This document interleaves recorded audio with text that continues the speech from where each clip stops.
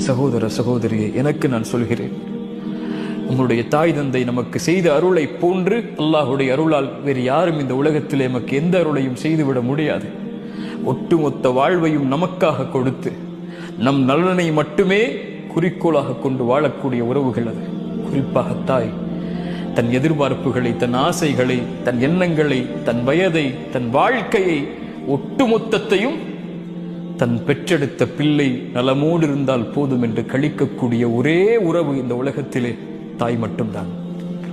அந்த தாயை நோவினை செய்து, அந்த தாய்க்கு சிரமத்தை கொடுத்து, அந்த தாயை தள்ளி வைத்து விட்டு, அந்த தாயை உதறி தள்ளிவிட்டு எந்த ரப்பை வணங்கப் போகிறோம்? அல்லாஹ்விடத்திலே நேசத்துக்குரிய அமல் தாய் தந்தை இடத்திலே நல்ல முறையில் நடந்து கொள்ளுதல்.